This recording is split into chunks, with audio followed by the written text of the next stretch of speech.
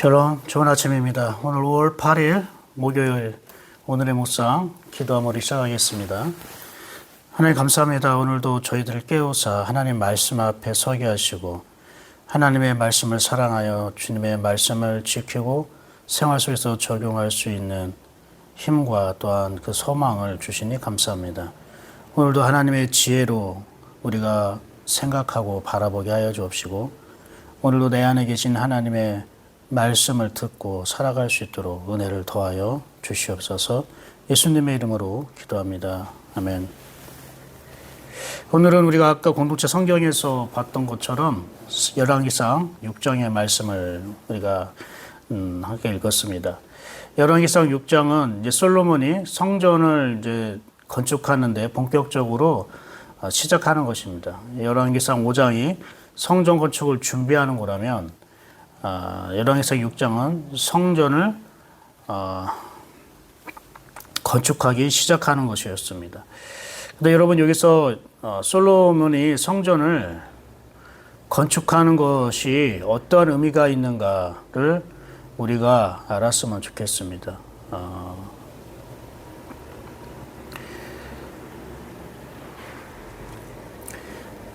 성전이라는 말은 원어로 여러 가지 말로 표현하고 있는데요.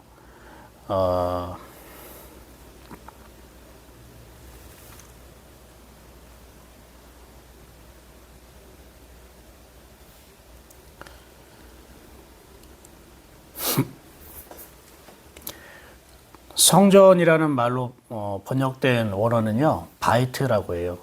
이 바이트라는 건 집입니다, 집. 그러니까 우리는 성전 하면은 좀 더 뭔가 의미 있는 어떤 단어가 될 거라고 하는데 그냥 집이에요. 여호와의 집을 위하여 이런 의미가 됐어요. 솔로몬이 여호와의 집을 위하여 여호와를 위하여 집을 건축하기 시작하였더라. 이런 의미가 돼요. 여러분은 열왕기상 6장을 읽으면서 어떤 부분이 여러분 마음에 와닿고 또 생각하게 만들었습니까? 성전 건축의 내용에 대해서 뭐 하나하나 우리가 다 살펴보기는 어렵습니다.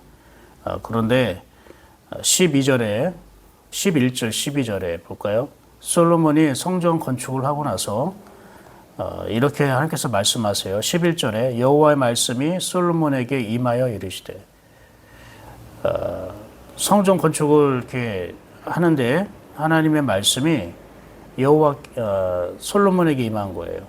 그래서 12절에 뭐라고 얘기하냐면 네가 지금 이 성전을 건축하니 네가 만일 내 법도를 따르며 내 율례를 행하며 내 모든 계명을 지켜 그대로 행하면 내가 네 아버지 다윗에게 한 말을 내게 확실히 이룰 것이요. 표준 세번역 성경에는 이렇게 말하고 있어요. 드디어 네가 성전을 짓기 시작하였구나. 네가 내 법도와 율례를 따르고 또 나의 계명에 순종하여 그대로 그것을 지키면 내가 내 아버지 다윗에게 약속한 바를 내게서 이루겠다. 이렇게 얘기를 합니다. 자, 여러분 어떤 사람들은 솔로몬이 성전을 건축하니까 하나님이 다윗에게 약속했던 것을 솔로몬에게 확실하게 이룰 것이라 이렇게 약속하시는구나. 그러니까 성전 건축을 하면 이렇게 복을 받는구나라고 우리가 생각을 할 수가 있을 것 같아요. 그런데 이 말씀에 하나님이 이런 말씀하는 의도를 잘 생각해 보셔야 됩니다. 그냥 이렇게 써 있다고 해서 그러려니 생각하지 말고 왜 이렇게 말씀하셨는가의 하나님의 그 의도를 우리가 잘 살펴볼 필요가 있어요. 왜요? 네가 지금 성전을 지금 건축하기 시작했구나. 근데 그 뒤에 뭐냐면은 우리는 접속사가 번역이 안 됐어요. 네가 만일이라잖아요. 그런데가 들어가야 되네. 그런데가 들어가야 되나. 네가 성전을 건축하니 하구나. 그런데 이게 들어가야 되는 거예요. 그러면서 네가 만일 내 법도를 따르며 내 율례를 행하며 내 모든 계명을 지켜 그대로 행하면 이렇게 돼 있죠. 그럼 무슨 말이냐면 하나님은 솔로몬이 성전을 건축하기 때문에 다윗에게 한 약속을 이루겠다고 한 게 아니라는 거예요. 하나님의 말씀을 네가 간직하고 적용하고 있기 때문에 내가 다윗에게 한 약속을 지키겠다고 한 거예요. 만약에 네가 성전을 건축하니 다윗에게 한 약속을 지키겠다라고 성전 건축했기 때문에 약속을 이루겠다라고 한 거라면, 그런데 네가 만일 내 법들을 따르며라고 해서부터 내 모든 계명을 지켜 그대로 행하면 이 부분이 없어야 됩니다. 이렇게 돼야 되는 거예요. 네가 지금 이 성전을 건축하니 내가 네 아버지 다윗에게 한 말을 내게 확실히 이룰 것이요. 이게 돼야 되는 거예요. 그런데 솔로몬이 성전을 건축하는 것과 상관없이 하나님은 네가 내 말씀을 간직하고 지키고 행하면 너 아버지 다윗에게 한 약속을 내가 이룰 거야 라고 말씀하신 거예요. 하나님은 솔로몬이 성전을 크고 화려하게 짓던 안 짓던 그거와는 별개로 너 아버지 다윗에게 한 약속을 내가 지키는 것은, 확실하게 이루려고 하는 것은 네가 내 말을, 내 말씀을 네가 기뻐하고 사랑하고 또 네가 품고 간직하고 있기 때문에 너의 아버지 다윗에게 한 약속을 내가 지키는 거야. 즉 하나님의 말씀 때문에 지킨다는 거야. 네가 하나님을 사랑하기 때문에 지킨다는 거야. 네가 하나님의 말씀을 사랑하고 네가 하나님의 말씀을 네가 잊지 않고 하나님을 네가 그렇게 챙기기 때문에 그래서 약속을 지키는 거야 라고 말하는 거예요. 그러니까 성전 건축이 하나님의 약속을 이루는 어떠한 조건이 되는 게 아니라는 거예요. 성전 건축이 하나님이 우리에게 축복해 주시는 어떠한 전제 조건이 되는 게 아니라는 거예요. 그럼 뭐 성전 건축을 하는 교회는 축복받고 성전 건축을 하지 못하는 교회는 그러면 축복 못 받는가? 그게 아니라는 거예요. 하나님의 축복의 조건은 말씀이라는 거예요. 네가 하나님의 말씀을 네가 간직하고 있느냐, 네가 하나님의 말씀을 사랑하고 있느냐. 그 말은 그냥 뭐 성경 공부를 하고 성경에 대해서 많이 알고 이런 정도를 말하는 게 아니라 하나님의 말씀을 지키고 행한다는 거는 너가 네 안에서 말씀하시는 하나님의 음성을 듣는 거를 기뻐하고 하나님 음성 듣기를 네가 좋아하고 하나님 음성 듣고자 하느냐를 말하는 거예요. 그러니까 살아계신 하나님과의 만남과 교제, 이것이 하나님이 우리에게 주시는 어떤 복, 하나님 우리에게 흐르게 하는 복의 근원이 되는 거예요. 우리 복의 근원은 하나님을 사랑하는 거예요. 우리 복의 시작은 하나님의 말씀을 품고 간직하는 거예요. 하나님에 대한 태도라고요. 여러분 이걸 잘 알아야 됩니다. 그래서 하나님이 네가 지금 이 성전을 건축하고 있구나 라고 말하는 거예요. 그냥 사실이에요. 아, 솔로몬 네가 나를 위해서 내가 살 집을 네가 지금 건축하고 있구나. 그런데 나는 네 아버지 다윗에게 한 약속을 이루려고 하는 거는 네가 내 말씀을 지키고 간직할 때야. 이것을 하나님은 말씀하시는 거예요. 그리고 13절에 이렇게 얘기합니다. 더 확실하게 내가 또한 이스라엘 자손 가운데 거하며 내 백성 이스라엘을 버리지 아니하리라 하셨더라. 보세요. 13절에 내가 또한 이스라엘 자손 가운데 거하며, 표준 세번역에는 이렇게 얘기합니다. 또한 나는 이스라엘 자손과 더불어 그들 가운데서 함께 살겠고, 그들 가운데라고 했는데 원어에는 그들 마음속에서 함께 살겠다는 거예요. 그들의 마음 가운데서 내가 함께 살겠 거야. 그리고 내 백성 이스라엘을 결코 버리지 않겠다. 그분이 내 안에 계신 것이 나를 버리지 않는 거예요. 그럼 이게 뭡니까? 아까 1절에 솔로몬이 여호와를 위하여 집을 건축하기 시작하니라. 집이라는 건 누군가가 거하고 산다는 거잖아요. 솔로몬은 자기가 큰 성전을 지으면은 하나님이 거기에 와서 사실 거라 생각했던 거예요. 그런데 하나님은 지금 13절에 뭐라고 얘기합니까? 나는 이스라엘 자손이라고 되어 있지만 원어에는 아들이에요. 이스라엘 아들들 마음속에서 사는 거야. 이렇게 분명하게 말씀하세요. 즉 하나님이 거하는 집은 하나님의 아들의 마음이라는 거예요. 하나님의 아들이 내 집이야. 이것을 하나님께서는 다시 일깨워주고 있는 거예요. 이것은 사실 다윗에게 먼저 말씀하셨어요. 다윗이 자기는 화려한 왕궁에서 살고 있는데 하나님의 법궤는 어떤 천막 안에 있는 걸 보고 하나님에 대해서 죄송스러워서 하나님이 이런 곳에 모셔두면 안 되는데 그래서 성전을 지으려고 하니까 하나님이 나단 선지자를 통해서 그 일을 멈추게 하죠. 네가 나를 위해 성전을 짓겠다고? 아니야, 다윗아, 네가 내 집이야. 이것을 말하고 있어요. 그러면 너의 아들 솔로몬을 통해서 그가 나를 위하여 집을 지으리라라고 말씀하셨잖아요.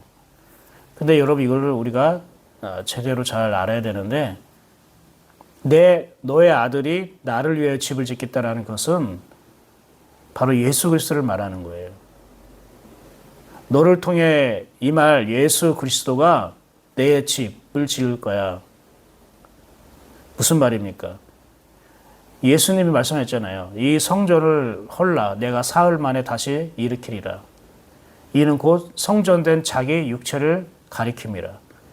예수님이 하나님의 집으로 오셨다는 거예요. 그래서 예수님을 마음속으로 영접하고 예수님을 모시고 살아가는 사람이 그 사람이 바로 하나님의 집, 즉 성전이 된다는 거예요.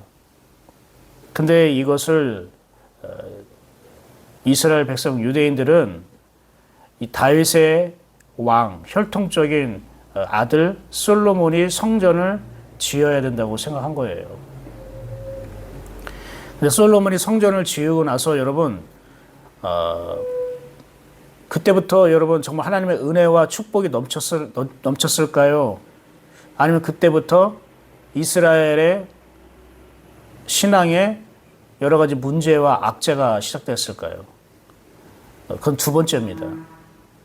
솔로몬이 화려한 성전을 하나님을 모시기 위해서 화려한 성전을 지은 뒤로 이스라엘은 점점 쇠퇴하고 영적으로 타락해지기 시작합니다.